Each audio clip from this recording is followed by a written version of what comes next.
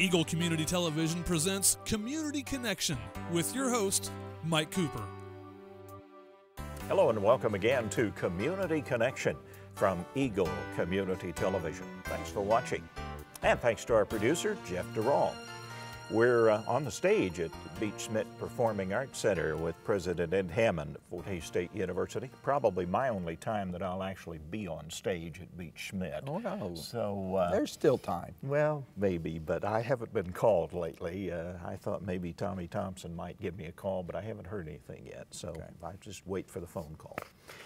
Let's begin, if we could. I told President Hammond that we really have a lot to talk about here since our last visit a month ago.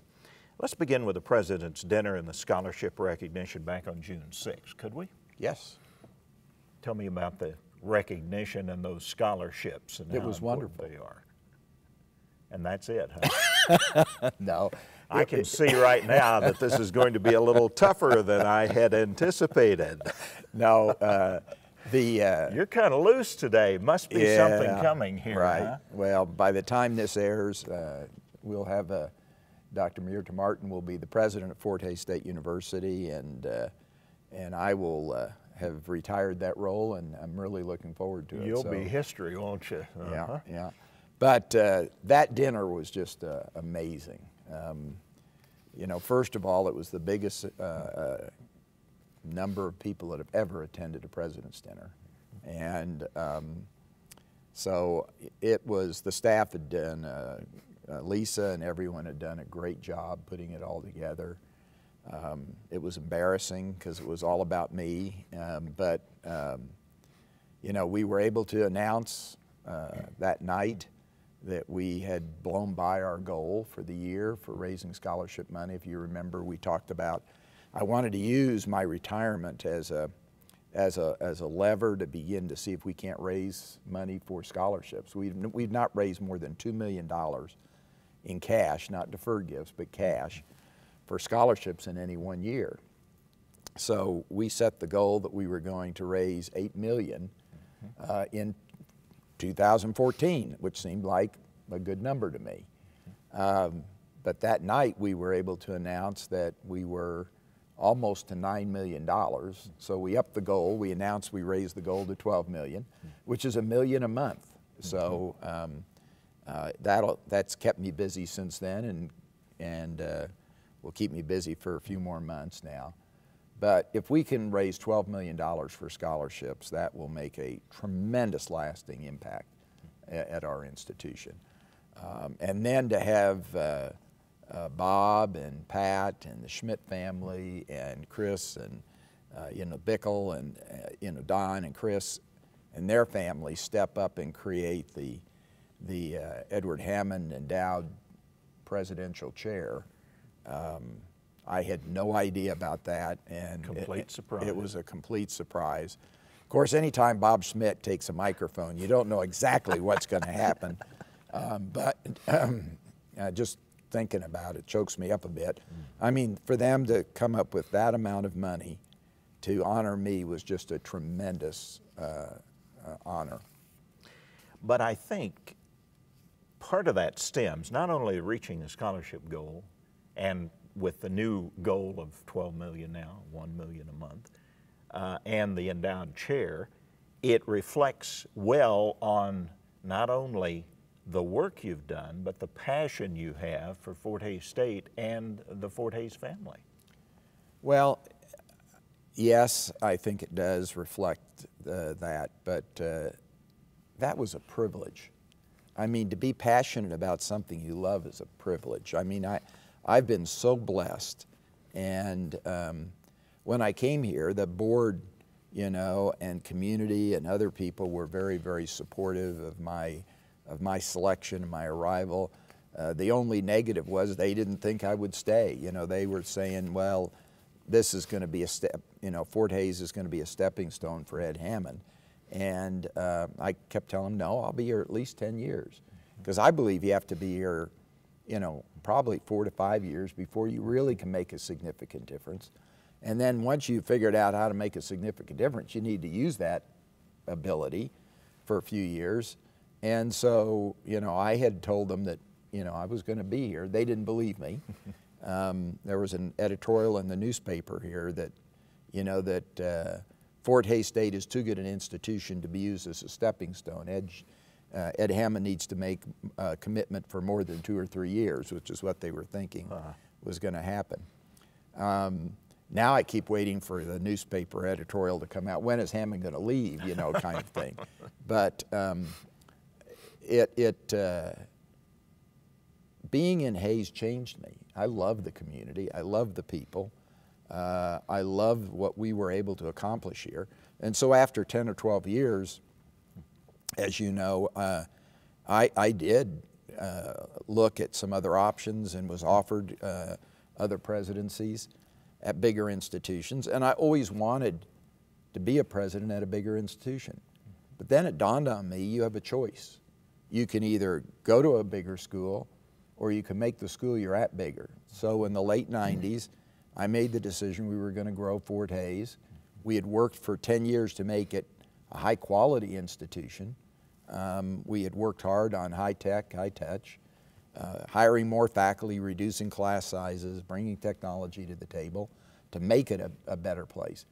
And so I decided I don't have to go anywhere. I can be president of a bigger school by just making Fort Hays bigger. And so we decided to double the size, and now we're almost 3 times the size of the school was. Well, we are more than 3 times the size of what Fort Hays was when I got here. Well, I think, President Hammond, people recognize that your focus on scholarships and giving students the opportunities to attend Fort Hays State was really a significant part of your overall presidency. Yeah, access has always been important to me because I didn't come from a family that had lots of money. I had a scholarship that helped me go to school. And if it wouldn't have been for that scholarship, I don't know if I could have afforded to go to school, because I basically worked in the summer to make the money to spend to go to school. And you can't do that anymore. I mean, I don't care what kind of job you have in the summer, you can't make enough money to pay for a full year of school. And so access has always been important, but also quality. And just last week, you know, we were recognized as having one of the best teacher ed programs in the United States. I mean, our secondary ed program was ranked 3rd in the nation. Our elementary ed program is ranked 12th in the nation. No other Kansas university, public or private, was even ranked. And Fort Hays' excellence was recognized nationally. And so when you can grow an institution and also grow the national reputation, the excellence of the educational product, that makes me proud. And so it's easy to be excited and passionate about something that you're proud of. Well, and part of the attraction of Fort Hays State obviously has been the low tuition, which has been another one of your main goals and focuses now. The Power of One goal and the tuition that has stayed low, 2.5%, I believe, as I mentioned. Next year, our increase is 2.5%. Our tuition goes from $112 to $115 a credit hour, which is 30% of KU's tuition. I mean, it just is, and K-State's tuition. It's the best buy in the Midwest, and maybe one of the best buys in the country, especially when you look at the quality we've got. You know, where you have students graduating in teacher ed that are getting outstanding awards, a program that gets national recognition, accounting graduates that score in the top 10 in the nation on the CPA exam. And, you know, you could go on and talk about the quality of the place. But if you can have that kind of quality based upon a committed faculty, highly talented faculty, and protect access at the same time, I mean, that's the perfect storm. That's what you try to create. I thought it was interesting, too, in a reference as you were talking about the scholarships and the low tuition and such, directly tying that to the wind turbines, which I thought was interesting because that has been really something that has paid dividends big time.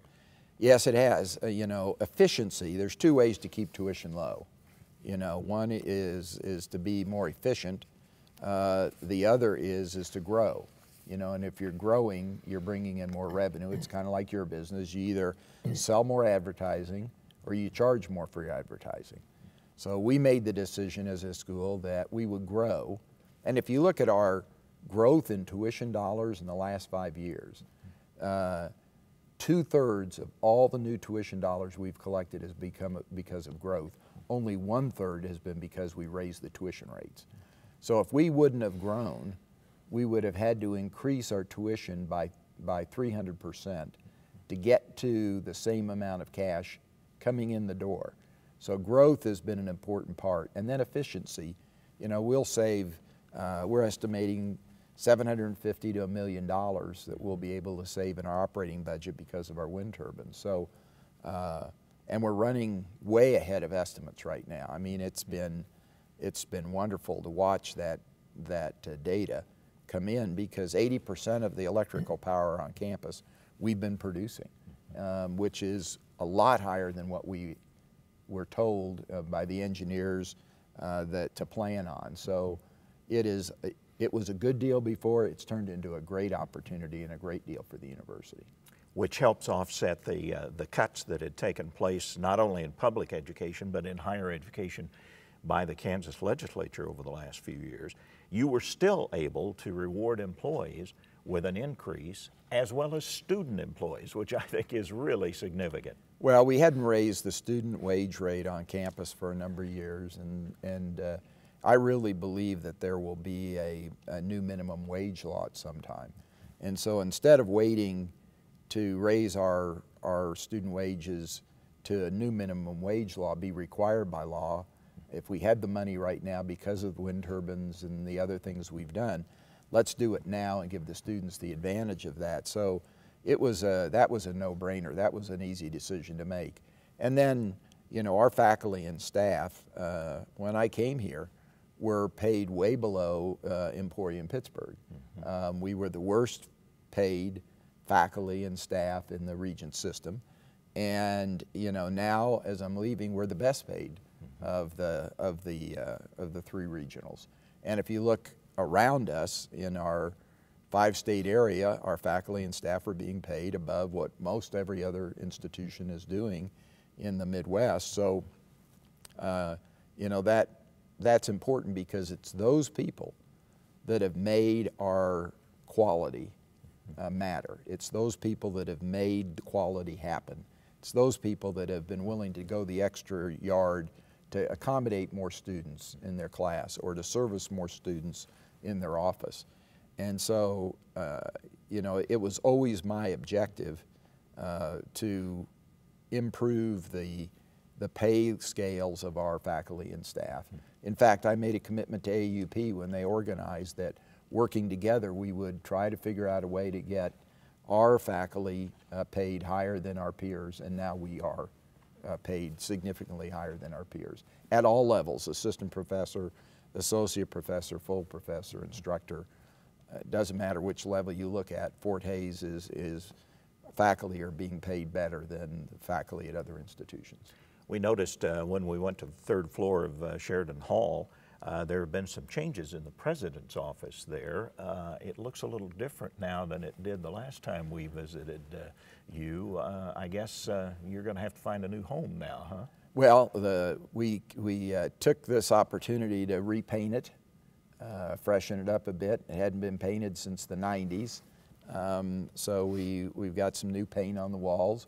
To do that, we had to take everything down and move everything out, so I went ahead and started moving to my new office in Robbins Hall, and so it does look a little bare. If you're used to walking in and seeing all my junk, the junk is now all gone, and we're ready for a new president to come in, and I'm extremely excited about that possibility of Dr. Martin. Mircea is an amazing, amazing woman and leader. The Board of Regents has gone out and they wanted to hire the best leader they could hire, and they really have done that. And she brings a tenacity and a competition, a desire for competition to the table that is second to none. And I believe will have the same level of passion and commitment to the place that I have, only she's a lot smarter than I ever was. More with President Hammond next time on Community Connection from Eagle Community Television. Thanks for watching.